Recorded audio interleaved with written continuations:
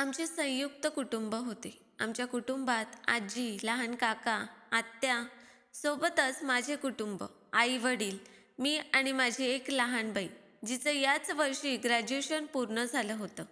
माझ्या आजोबांचे तर खूप वर्षापूर्वी निधन झाले होते. आमचा फर्निचरचा कारखाना होता, ज्याला माझे वडीलच सांभाळायचे. कारण माझ्या काकाला कोणत्याच कामात इंटरेस्ट नव्हता. ते फक्त एक बेजबाबदार व्यक्ती होते. घरात कोणाचंही ते ऐकत नव्हते. त्यांना वाटलं तर ते काम करायचे, नाहीतर असंच इकडे तिकडे फिरत बसायचे. त्यांचं अजून लग्न झालं नव्हतं, त्यामुळे त्यांना कोणत्या जबाबदारीची जाणीव नव्हती. त्यामुळे माझ्या आजीने खूप प्रयत्न केले की काकाचं लग्न करून त्यांना त्यांच्या जबाबदारीची जाणीव करून द्यावी. परंतु ते शक्य झालं नाही. कारण की सगळ्यांनाच माझ्या काकांच्या वाईट सवयींबद्दल चांगलंच माहीत होतं. त्यामुळेच त्यांना कोणीही मुलगी देण्यासाठी तयार नव्हतं. परंतु या गोष्टीची तर काकांना काहीच पर्वा नव्हती. मी तर आईला कितीतरी वेळा दबक्या आवाजात बोलताना ऐकलं होतं की काका आईशी करणारा माणूस आहे. ते धंदा करणाऱ्या बायकांजवळ जातात, त्यामुळे त्यांना लग्न करायचं नाही. परंतु ही गोष्ट माझ्या आईने आजीसमोर कधीच सांगितली नाही. तसे तर ही गोष्ट माझ्या वडिलांना देखील माहीत होती. परंतु माझे काका कोणाचे काहीच ऐकून घ्यायला तयार नव्हते. त्यामुळे सर्वजण शांत राहायचे. आणि मग एके दिवशी काकांनी असे काही केले की सर्वांना धक्काच बसला. काका एका अनोळखी बाईला घरी घेऊन आला आणि मग बोलू लागला की मी हिच्याशी लग्न केलं आहे. आता ही माझी बायको आहे आणि ही इथेच राहील. मजबुरीने आई, बाबा, आजी आणि सोबतच आम्ही सर्वांनी त्याच्या बायकोला स्वीकारलं तर होतं, परंतु मनापासून नाही. कारण ती कोणालाच आवडली नाही. तिच्या चेहऱ्यावरूनच ती एक अतिशय चालाक बाई दिसत होती.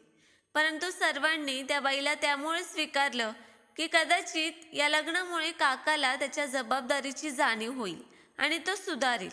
आणि मग घडलेही असेच.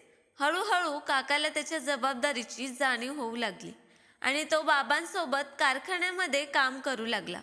आणि मग अशाच प्रकारे काकी देखील, जी आजीला आधी आवडत नव्हती, ती हळूहळू आजीची लाडकी बनली. काकीने काकांसोबत आजीलाही पूर्णपणे वशमध्ये केलं होतं. आता पूर्ण घरावर फक्त काकूचंच राज्य चालत होतं. तिचंच सगळं ऐकलं जात होतं. आजी देखील काकूचेच गुणगान गायची. आईची अवस्था तर अशी झाली होती की जणू काही ती त्या घरातच नाही. आजी देखील, जी आधी आईच्या कामाची गुणगान गायची, जिच्या जेवणाचं कौतुक करायची, ती आता काकूच्या भडकवल्यामुळे आईच्या प्रत्येक कामामध्ये खोडी काढू लागली. सोबतच माझे वडील देखील काकूचेच गुणगान गायचे. मी आणि माझी लहान बहीण पल्लवी, आम्ही दोघीही लहान असल्यामुळे आम्ही कधी काही बोललो तर आम्हाला तुम्ही लहान आहात असं बोलून शांत करायचे. आणि मग जेव्हापासून काकू घरात आली होती, तेव्हापासून तर आम्हाला जणू काही बोलण्याचा अधिकारच राहिला नव्हता. मला काकूची एक गोष्ट खूपच विचित्र वाटली होती. ती म्हणजे जेव्हा कधी काकूला तिच्या माहेरबद्दल विचारलं जायचं, तेव्हा ती जरा घाबरून जायची. तिच्या चेहऱ्यावरचा रंग उडून जायचा आणि ती ही गोष्ट टाळायची. आईला असं वाटायचं, एकतर काकू घरातून पळून आलेली आहे किंवा ही एक धंदा करणारी बाई आहे. कारण की तिचं बोलणं, चालणं, वागणं एका संस्कारी बाईप्रमाणे नक्कीच नव्हतं. आणि दुसरं म्हणजे तिला नेहमीच एक बाई भेटायला यायची, जिला ती तिची चुलत बहीण सांगायची.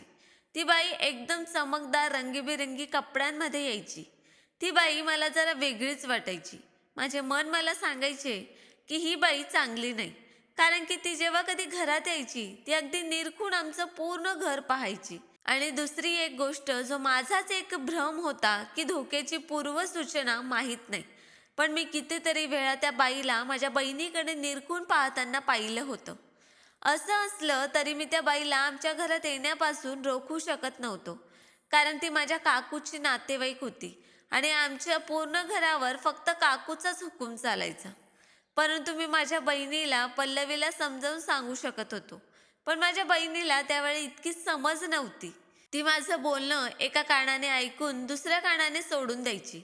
घरातला कारभार अशाच प्रकारे चालू होता की अचानक आत्याचं लग्न ठरलं. आणि मग आमच्या घरामध्ये लग्नाची तयारी सुरू झाली. आम्ही सगळे खूप खुश होतो. परंतु आनंदाच्या त्या क्षणात आमच्यावर एक असा वाईट प्रसंग घडला की त्याने आम्हा सर्वांचे जीवनच बदलून टाकले. जेव्हा आम्ही लग्नाच्या हॉलवर नवऱ्याकडच्या लोकांची स्वागताची तयारी करण्यात बिझी होतो, तेव्हाच पल्लवीला खूपच ताप आला होता. ती घरीच थांबली होती. माझी आई देखील तिच्यासोबत थांबू इच्छित होती, परंतु काकू तिला अगदी जबरदस्तीने तिच्यासोबत घेऊन आली. कारण की काकू नवऱ्याकडच्या लोकांचं स्वागत एकटी कसं करणार. काकूने मला देखील घरी थांबू दिलं नव्हतं. ती म्हणाली की पल्लवी आता मोठी झाली आहे, ती स्वतःची काळजी स्वतः घेऊ शकते. काकूचं हे बोलणं ऐकून इच्छा असूनही पल्लवीजवळ थांबू शकलो नाही. जेव्हा आत्याची पाठवणी होऊन ती तिच्या सासरी गेली, तेव्हा आम्ही परत घरी आलो. तेव्हा आमच्या पायाखालील जमीनच सरकून गेली. माझी लहान बहीण पल्लवी गायब होती. घरामध्ये रडारड सुरू झाली. मी आणि आई तर दुःखात बुडालो होतो आणि सोबतच हैराण देखील होतो की पल्लवी अशी घरातून अचानक गायब कशी काय झाली. काहीच समजत नव्हतं. आणि मग त्या प्रसंगामध्ये उरली सुरलेली जी काही कसर होती ती काकूने भरून काढली. आम्हाला धीर देण्याऐवजी तिने माझ्या निरागस बहिणीच्या पवित्र चारित्र्यावर चिखल उडवायला सुरुवात केली. काकू पूर्ण गावाला ओरडून ओरडून सांगत होती की माझी बहीण एक चारित्रहीन मुलगी होती आणि ती आता आमच्या तोंडाला काळं फासून कोणासोबत तरी पळून गेली आहे. आणि सर्वात दुःखाची गोष्ट तर ही होती की काकूच्या त्या बोलण्यावर काकूला कोणीच अडवलं नाही. सर्व लोक काकूच्या बोलण्याला सहमती दर्शवत होते. फक्त मी आणि आईच असे होतो की ज्यांना विश्वास होता की आमची पल्लवी असं अजिबात करू शकत नाही. नक्कीच तिच्यासोबत काहीतरी वाईट घडलं आहे. नक्कीच तिला कोणीतरी पळवून नेलं आहे. असा विचार करत असतानाच माझ्या डोक्यात अचानक एक संशय आला की असंही होऊ शकतं की कॉलेजमध्ये कोणीतरी पल्लवीच्या मागे पडला असेल. कारण की कॉलेजला या अशा घटना नेहमीच घडत असतात. असंही होऊ शकतं की पल्लवी सोबत देखील असंच झालं असेल आणि भीतीपोटी पल्लवीने आम्हाला काही सांगितलं नसेल. या विचाराने तर माझ्या तळपायाची आग मस्तकात गेली होती. माझं रक्त सळसळत होतं. त्या क्षणी मी पल्लवीच्या जवळच्या मैत्रिणीकडून माहिती मिळवण्याचा प्रयत्न केला की कोणी असा आहे का की जो माझ्या बहिणीच्या मागे पडला होता आणि मग संधी साधून त्याने हे असं सर्व काही केलं. खूप प्रयत्न केल्यानंतर मला पल्लवीच्या जवळच्या मैत्रिणीकडून समजलं की एक मुलगा असा होता जो काही महिन्यांपासून पल्लवीच्या मागे पडला होता. पल्लवीच्या मैत्रिणीने मला त्या मुलाचं नाव आणि पत्ता दिला आणि तिने हे देखील सांगितलं की त्या मुलाला मी खूप वेळा पल्लवीचा रस्ता अडवताना पाहिलं होतं, परंतु तिच्यासोबत बोलताना कधीही पाहिलं नव्हतं. मी त्या मुलाच्या घरी जाऊन त्याला भेटण्याचा प्रयत्न केला. तेव्हा समजलं की तो मुलगा पण काही दिवसांपासून गायब आहे. हे ऐकून तर माझं रक्त सळसळलं. जर तो मुलगा गायब आहे याचा अर्थ त्यानेच पल्लवीला गायब केलं असेल. मी सगळीकडे त्याला शोधण्याचा प्रयत्न करत होतो आणि इकडे रडून रडून माझ्या आईची तब्येत खराब होत होती. पल्लवीला बेपत्ता होऊन 15 दिवस झाले होते. बाबा आणि काका त्यांच्या परीने पल्लवीचा शोध घेत होते. मी आणि माझी आई तर पोलिसात तक्रार करू इच्छित होतो, परंतु काकूने सगळ्यांनाच हे सांगून भडकावलं की जर आपण पोलिसात तक्रार दाखल केली तर आपली अजूनच बदनामी होईल.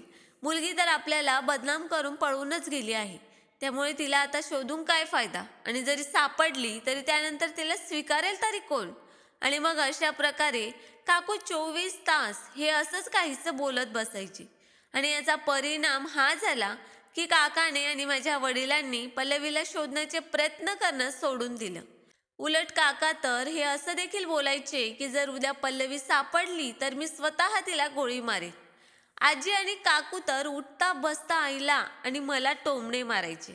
मी तर मुलगा होतो त्यामुळे जरा धीराने घेत होतो, परंतु आई तर अगदी खचून जात होती.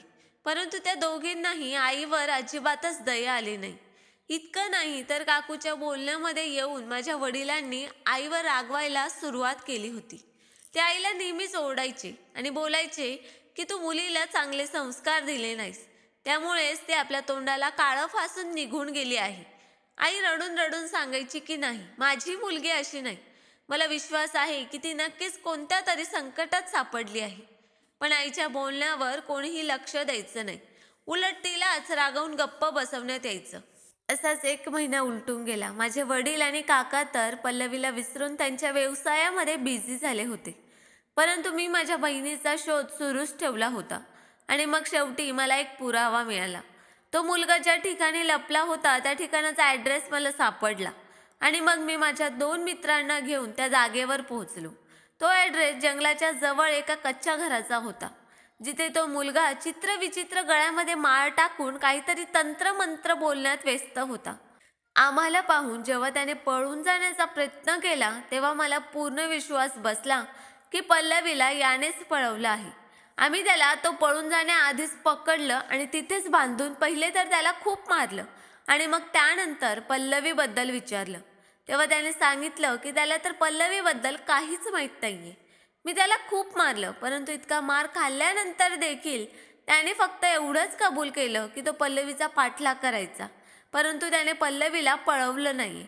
परंतु त्याची एक गोष्ट ज्यामुळे माझा त्याच्यावरचा संशय बळावला ती म्हणजे जेव्हा मी त्याला प्रश्न विचारला की जंगलातल्या त्या कच्च्या घरामध्ये इतके दिवस का लपून राहिला होतास आणि काय करत होतास, यावर तो काहीच उत्तर देत नव्हता.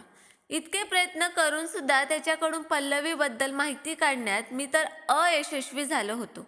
परंतु आम्ही त्याच्यावर अजूनही लक्ष ठेवूनच होतो. काही समजत नव्हतं की मी काय करू, कसं शोधू मी माझ्या बहिणीला. माहीत नाही ती कुठे आणि कोणत्या अवस्थेत असेल. मी खूपच परेशान झालो होतो. मला कळत नव्हतं की आईला सांभाळू की पल्लवीला शोधू. मी कितीतरी वेळा पोलीस स्टेशनमध्ये जाण्याचा विचार केला, परंतु हा विचार करून थांबायचो की जर बाबांना समजलं तर ते मला घरातून हाकलून लावतील आणि आईलाही सोडून देतील. कारण की त्यांनी मला तशी ताकीद दिली होती की पोलिसांपर्यंत ही गोष्ट जायला नको, नाहीतर त्याचे परिणाम चांगले होणार नाहीत. आणि यामुळेच मी मजबूर होतो. त्या दिवसांमध्येच बाबांचा एक कारागीर जो त्यांच्याजवळ त्या फर्निचरच्या कारखान्यात काम करायचा, त्याने मला सांगितलं की पल्लवी गायब होण्याच्या 2 दिवसांपूर्वी महेश रावांचं माझ्या वडिलांसोबत खूप भांडण झालं होतं.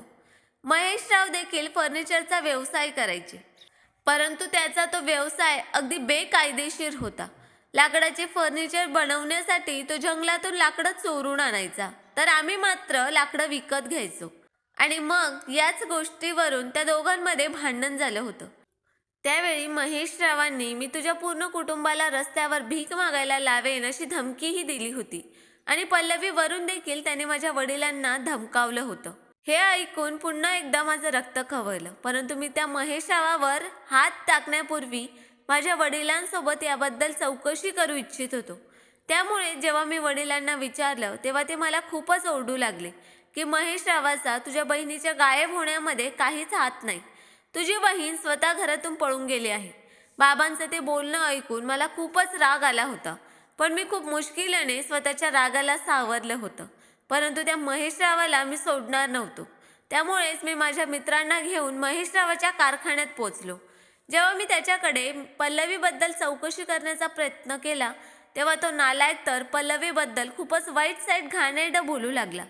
ते मी सहन करू शकलो नाही आणि मग त्यामुळेच महेशरावाच्या लोकांसोबत माझी हाणामारी झाली. परंतु त्यांचं पारडं जड होतं. मी आणि माझ्या मित्रांनी खूप वाईट पद्धतीने त्यांचा मार खाल्ला आणि मग दवाखान्यात ॲडमिट झालो. जेव्हा माझ्या वडिलांना ही गोष्ट कळली तेव्हा त्यांनी मला अशी शिक्षा दिली की मला घरातूनच हाकलूनच लावलं. मग माझ्या एका मित्राच्या शिफारसीवरून एका ऑफिसमध्ये स्वतःचा खर्च करू शकेन अशी एक नोकरी मला मिळाली आणि सोबतच राहण्यासाठी खोली देखील मिळाली. तसंही मला त्या घरात राहण्यात काहीच इंटरेस्ट नव्हता, जिथे माझ्या बहिणीसाठी सगळ्यांच्या मनामध्ये फक्त तिरस्कार आणि सोबतच घाणेरडे विचार आहेत. त्या घरात मला आणि माझ्या आईला खूपच टॉर्चर केलं जायचं. मी फक्त आईमुळेच मजबूर होतो. तिला भेटण्यासाठी अगदी तडफडत होतो. दिवसा माझे वडील कारखान्यात असायचे तेव्हा मी 3-4 वेळा आईला लपून छपून भेटायला गेलो होतो, परंतु प्रत्येक वेळेला दरवाजा उघडणारी काकूच होती, जी मला खूपच वाईट साईट बोलायची आणि दारावरूनच हाकलून द्यायची. आणि सर्वात दुःखाची गोष्ट ही होती की आजीला देखील माझ्यावर आणि आईवर अजिबात दया येत नव्हती. दारावर उभा राहून आईला भेटण्यासाठी मी अगदी तडफडायचो, म्हणून मी त्यावर देखील उपाय काढला. दीपक नावाचा एक मुलगा आमच्या शेजारी राहत होता, ज्याचं घर आमच्या अगदी शेजारीच होतं. तो सेकंड इयरचा स्टुडंट होता आणि गेल्या काही वर्षांपासून माझ्याकडे फुकटमध्ये शिकत होता. आणि मग त्याच्यावर मी हे काम सोपवलं की जेव्हा कधी काकू घरातून बाहेर जाईल तेव्हा त्याने मला इन्फॉर्म करायचं.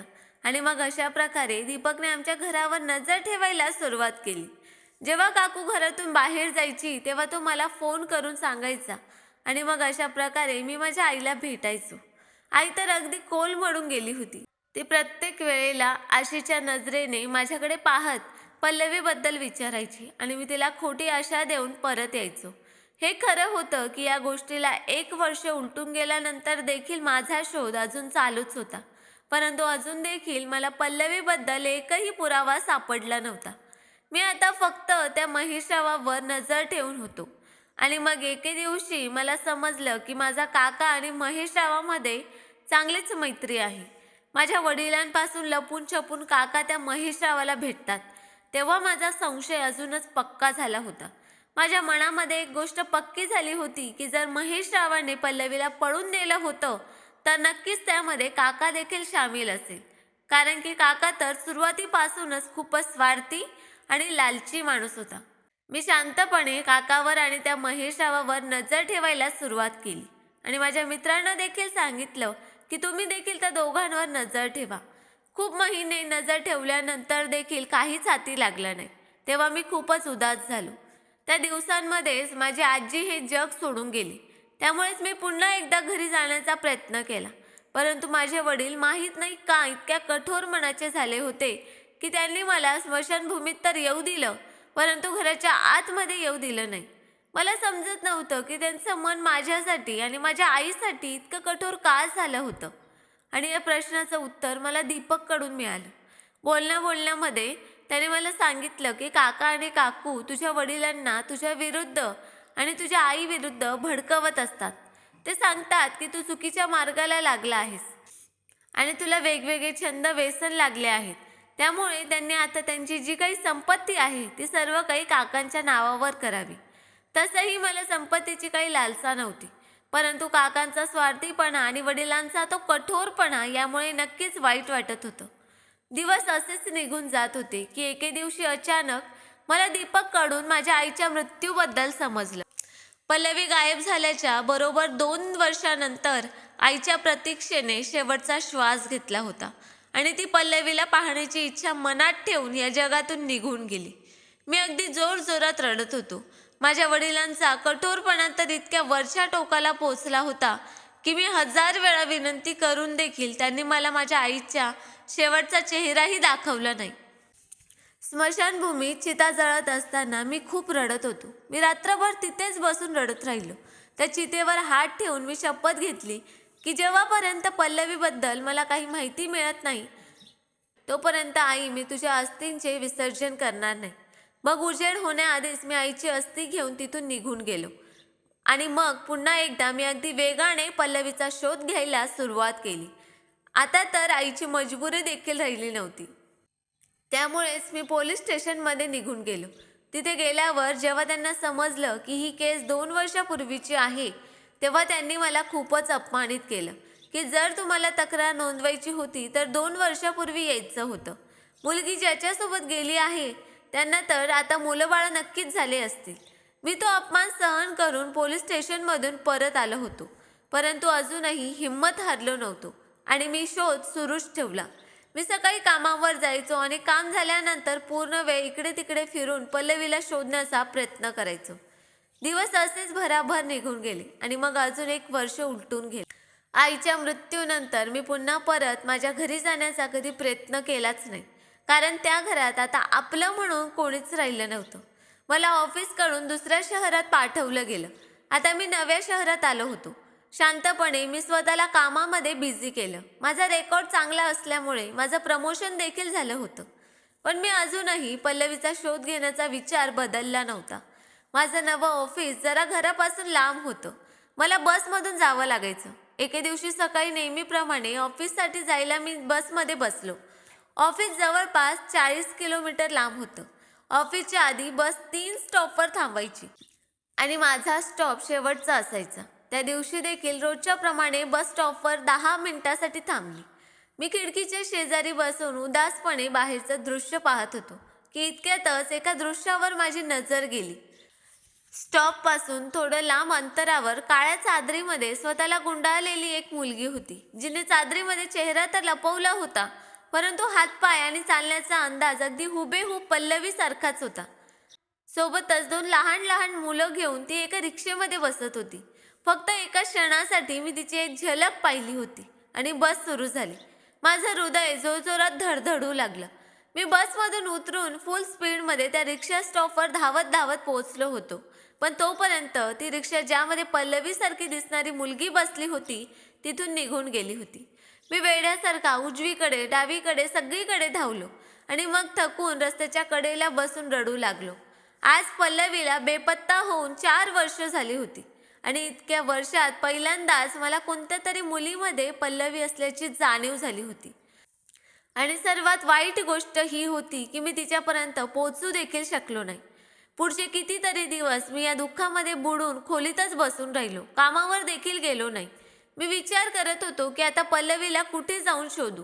माझा एक जवळचा मित्र जो सुरुवातीपासूनच पल्लवीला शोधण्यासाठी माझ्या सोबत राहिला होता, त्याला जेव्हा मी माझं टेन्शन सांगितलं तेव्हा त्याने मला सल्ला दिला की ज्या जागेवर मी पल्लवीसारख्या मुलीला बघितलं होतं, तुला त्याच जागेवर जाऊन पाहायला पाहिजे. तिच्यासोबत मुलं होती, त्यामुळे कदाचित तिथे आसपास बाजार असेल, तिथे शॉपिंगला येत असेल किंवा मुलांचा डॉक्टर असं कोणी असेल किंवा एखादा बाबा वगैरे असेल. कारण की लहान मुलांना सोबत घेऊन जाणं म्हणजे एकतर ती बाई बाजारात किंवा डॉक्टरकडे किंवा एखाद्या बाबाकडे उपचारासाठी जात असेल. मी त्या मित्राच्या सल्ल्याप्रमाणे तिथे जाऊन इकडे तिकडे शोधायला सुरुवात केली. परंतु ना तिथे कोणतं बाजार मिळालं, नाही कोणता लहान मुलांचा दवाखाना. परंतु एक बाबा तिथे होता. तिथे दूर दूरवरून लोक त्यांच्या मुलांना घेऊन यायचे. मला पूर्ण विश्वास तर नव्हता, परंतु मनात एक आशा ठेवून मी तिथे जाण्याचा निर्णय घेतला. तिथे खूप साऱ्या बायका त्यांच्या मुलांना घेऊन आल्या होत्या. सर्वांच्या चेहऱ्याला आणि त्यांच्या चालण्याला निरखून पाहत मी पल्लवीला शोधण्याचा प्रयत्न करत होतो. आणि मग शेवटी तेच झालं ज्याच्यासाठी मी इतक्या वर्षांपासून मेहनत आणि प्रार्थना करत होतो. मी त्याच मुलीला पाहिलं जी काळ्या चादरीमध्ये स्वतःला लपेटून गुंडाळून 2 मुलांचा हात पकडून हळूहळू चालत होती. तिच्या चेहऱ्यावर चादर होती, परंतु माहीत नाही हवेची एक झुळूक आली आणि तिच्या चेहऱ्यावरून ती चादर बाजूला झाली. मी जो श्वास थांबवून त्या मुलीकडे पाहत होतो, तिला पाहताच अगदीच थक्क झालो. तेच डोळे, बारीक नाक, बारीक ओठांची ती पल्लवीच होती. हो, ती पल्लवीच होती. मी वेड्यासारखं तिच्याकडे धावलो. पल्लवी पल्लवी असं मी तिला हाक मारू लागलो. तेव्हा तिने लगेचच मागे वळून पाहिलं होतं. मी तिच्या मागे धावत होतो, परंतु माझ्यासमोर मोठमोठ्या मिशीवाला एक धष्टपुष्ट भयानक माणूस उभा राहिला, जो अगदी निरखून मला पाहत होता. तेव्हा मी त्याला सांगितलं की ही माझी बहीण पल्लवी आहे. तेव्हा तो माणूस ओरडत बोलू लागला की ती माझी बायको आहे आणि तिचं नाव पल्लवी नाही. परंतु माझं मन सांगत होतं की ती माझी बहीण पल्लवीच आहे. मी अगदी जोरजोरात मोठ्या आवाजात तिला पल्लवी पल्लवी असा आवाज देत होतो. माझ्या त्या ओरडण्यावर तिथे खूप लोक जमा झाले आणि तो जाडा मिशीवाला माणूस मला शिव्या आणि धक्काबुक्की करत पल्लवीला तिथून घेऊन निघून गेला. मी मागेच जाण्याचा प्रयत्न केला तेव्हा काही लोकांनी मला अडवलं आणि सांगितलं की तो माणूस खूपच खतरनाक माणूस आहे, तू त्याच्या मागे जाऊ नकोस, नाहीतर तो तुला मारून टाकेल. मी खूप मुश्किलीने त्या लोकांकडून स्वतःला सोडवलं होतं आणि त्या रिक्षाच्या मागे धावलो, ज्याच्यामध्ये तो माणूस पल्लवीला घेऊन जात होता. धावताना माझ्या डोक्यात विचार आला की जर मी असंच धावत राहिलो तर पुन्हा एकदा मी पल्लवीला गमावून बसेल. मला एखादी टॅक्सी किंवा रिक्षा पकडून लपून छपून पल्लवीच्या रिक्षाचा पाठलाग करायला पाहिजे आणि जाणून घ्यायला पाहिजे की ती कुठे राहते. एकदा का ती कुठे राहते हे समजलं की मग पोलिसांना घेऊन मी तिथे छापा टाकून पल्लवीला त्याच्या ताब्यातून सोडवू शकतो. सध्या तरी मी तसंच केलं. एका टॅक्सीमध्ये बसलो, थोडं अंतर ठेवून मी त्या रिक्षाचा पाठलाग केला आणि मग त्या बिल्डिंगच्या जवळ गेलो जिथे तो माणूस माझ्या बहिणीला घेऊन गेला होता. तिथे शेजारी उभा राहून माझ्या मित्राची वाट पाहू लागलो, ज्याला मी रस्त्यात असतानाच फोन केला होता. माझ्या मित्राचा मोठा भाऊ त्या शहरात सब इन्स्पेक्टर होता. माझ्या मित्राने त्याच्या भावाकडून माझ्यासाठी मदत मागितली होती. जोपर्यंत पोलीस तिथे येत नाही तोपर्यंत मी तिथेच लपून नजर ठेवत होतो. काही वेळाने माझा मित्र पोलिसांना घेऊन आला. पोलिसांनी जेव्हा त्या बिल्डिंगवर छापा मारला तेव्हा माझ्या पायाखालची जमीनच सरकून गेली, कारण तो तर देहविक्री करणारा अड्डा निघाला. माझी बहीण देखील त्या देहविक्री करणाऱ्या स्त्रियांमध्ये सामील होती, ज्यांना पोलिसांनी अटक केली होती. 5 दिवस जेलमध्ये घालवल्यानंतर माझ्या मित्राच्या त्याच भावाच्या, जो सब इन्स्पेक्टर होता, त्याच्या मदतीने पल्लवीची सुटका शक्य झाली. आणि मग शेवटी 4 वर्षानंतर माझी बहीण पल्लवी आज माझ्या समोर होती. आम्ही दोघं एकमेकांची नजर चोरत फक्त रडत होतो. आणि मग मी पल्लवीला विचारलं की तू सगळ्यांमध्ये कशी काय आलीस. जेव्हा पल्लवीकडून तिच्या गुन्हेगारांबद्दल समजलं तेव्हा रागाने तर माझं रक्तच खवळलं. मी त्याच वेळेला पोलिसांना घेऊन पूर्ण 2 वर्षानंतर माझ्या घरात आलो. हॉलमध्ये माझ्या बाबांसोबत बसलेल्या काका आणि काकूंना अगदी रागाच्या नजरेने पाहिलं. हो, अगदी बरोबर ओळखलं. पल्लवीचा आरोपी दुसरा तिसरा कोणी नाही तर माझा काकाच होता. काकूची खरी हकीकत देखील मला इतक्या वर्षानंतर समजली होती. ती एक बाजारूबाई होती, जिच्या मागे माझा काका दिवाणा झाला होता. काकू देहविक्रीला कंटाळली होती, त्यामुळेच लग्न करून तिला तिचा संसार उभा करायचा होता. काकूने काकाला तिच्या प्रेमात वेडं करून काकाला तिच्यासोबत लग्न करायला भाग पाडलं होतं. पण ते कोठ्यातील लोक फुकटमध्ये काकूला काकाच्या हवाली करायला तयार नव्हते आणि काकूच्या बदल्यात 20 लाख रुपये मागितले. काकाला ते 20 लाख रुपये माझ्या वडिलांचे दुश्मन महेशरावने यासाठी वर दिले होते की तू तुझ्या भावाच्या व्यवसायात सामील होऊन त्यांच्या व्यवसायाला नुकसान करून महेशरावाला फायदा करून द्यावा. माझ्या वडिलांना काकांचा तो लबाडपणा समजला नाही. माझ्या वडिलांचा सगळा व्यवसाय अगदी कमी किमतीत महेशरावाकडे विकला गेला होता. पल्लवीला काकूनेच गायब करून त्या कोठेवालीच्या हवाली केलं होतं आणि काकाला देखील हे सर्व माहीत होतं. काकू तर पहिल्यांदा तो आरोप मान्य करायला तयारच नव्हती. मग जेव्हा लेडी पोलिसांनी काकूला 2-4 फटके मारले तेव्हा तिने सगळं काही खरं खरं सांगितलं की त्यांची ती कोठ्याची मालकीण माझ्या लग्नानंतर मला शांतपणे जगू देत नव्हती. ती पुन्हा एकदा काकूला धंद्यात येण्यासाठी जोर जबरदस्ती करत होती आणि धमकी देत होती की जर तिचं बोलणं ऐकलं नाही तर ती सासरच्या लोकांना तिच्याबद्दल सर्व काही खरं खरं सांगेल. काकू खूपच टेन्शनमध्ये होती, कारण की जर सासरच्या लोकांना म्हणजेच आजीला आणि माझ्या बाबांना समजलं असतं तर त्यांनी तिला आणि काकाला हाकलूनच लावलं असतं. आणि काम न करणाऱ्या काकासोबत ती वेगळं राहायला तयार नव्हती, कारण की काका काहीच कमावत नव्हता. अशाने तिला उपाशीच राहावं लागलं असतं. ती कोठेवाली काकूच्या बहिणीला आमच्याकडे पाठवायची. जी बाई आमच्या घरी यायची ती खरोखरच काकूची बहीण होती. आणि मग त्या काकूच्या बहिणीची अचानकच पल्लवीवर नजर पडली आणि तिने कुंठणखान्यावर जाऊन पल्लवीबद्दल सांगितलं. तेव्हा ते लोक काकूला बोलू लागले की जर तुझी इच्छा आहे की तुझ्या आयुष्यात सुख आणि शांतता राहावी तर तुझ्या नवऱ्याची जी पुतणी आहे पल्लवी, तिला कोणत्याही परिस्थितीत आमच्या हवाली कर. स्वार्थी काकूने स्वतःचं आयुष्य वाचवण्यासाठी माझ्या बहिणीचा बळी दिला. आत्याच्या लग्नाच्या दिवशी काकूच्या मदतीने त्या लोकांनी पल्लवीला पळवून नेलं आणि या शहरात घेऊन आली. इथे ते लोक 4 वर्षापासून पल्लवीकडून जबरदस्तीने धंदा करून घेत होते. तो जाडा माणूस जो पल्लवी सोबत होता तो काकूचा भाऊ निघाला. तो पल्लवीचा नवरा देखील नव्हता. 4 वर्षापासून तो पल्लवीचा फक्त वापर करत होता आणि त्याच्यापासूनच पल्लवीला 2 मुलं झाली होती. पल्लवीची कहाणी ऐकून मी तर पूर्ण हादरून गेलो होतो. तर माझ्या वडिलांनी माझ्याकडून आणि माझ्या बहिणीकडून माफी मागून आम्हाला मिठी मारली होती. माझी बहीण 4 वर्षांपासून इतक्या वाईट अवस्थेतून जात होती. अनैतिक संबंधातून 2 मुलांना जन्माला घातलं होतं आणि मी तिला वाचवू देखील शकलो नाही. आज पूर्ण 4 वर्षांनंतर मी आणि पल्लवीने आईच्या अस्थींचे विसर्जन केलं होतं. आईच्या चितेवर हात ठेवून मी जी शपथ घेतली होती ती शपथ मी आज पूर्ण केली होती. पोलिसांची सगळी चौकशी पूर्ण झाल्यानंतर काका काकू सकट पल्लवीच्या सगळ्या आरोपींना शिक्षा मिळाली होती. पल्लवीच्या मुलांना देखील आमच्या हवाली केलं गेलं होतं. या सर्वात त्या निरागस मुलांचा काहीच दोष नव्हता. ते माझ्या बहिणीच्या शरीराचाच एक भाग होते. त्यामुळेच मी आणि माझ्या वडिलांनी अगदी मोकळ्या मनाने त्यांना स्वीकारलं होतं. पल्लवीला नॉर्मल आयुष्यात आणण्यासाठी मला आणि माझ्या बाबांना खूप दिवस लागले आणि मग काही महिन्यानंतर आम्ही साध्या पद्धतीने एका सभ्य माणसासोबत तिचं लग्न लावून दिलं. तो साधा माणूस जो 4 वर्षापासून पल्लवीवर मनापासून प्रेम करत होता, तिला मिळवण्यासाठी देवाकडे प्रार्थना करत होता. तुम्ही अगदी बरोबर ओळखलात. पल्लवीचा नवरा तोच होता ज्याला मी 4 वर्षांपूर्वी पल्लवीला गायब केल्याच्या संशयामुळे आणलं होतं. तो मुलगा आता 30 वर्षांचा एक पुरुष होता. त्याच्या त्या प्रार्थनेचं कारण आज मला समजलं होतं. त्याने इतका मार खाऊन देखील मला सांगितलं नव्हतं की तो हे सगळं काय करत आहे. त्याने पल्लवीला आणि पल्लवीच्या मुलांना अगदी मोठ्या मनाने स्वीकारून त्यांच्या पालनपोषणाची आणि शिक्षणाची जबाबदारी घेतली. तर मित्रांनो, स्टोरी आवडली असेल तर व्हिडिओला लाईक, सबस्क्राईब आणि शेअर करायला विसरू नका. धन्यवाद.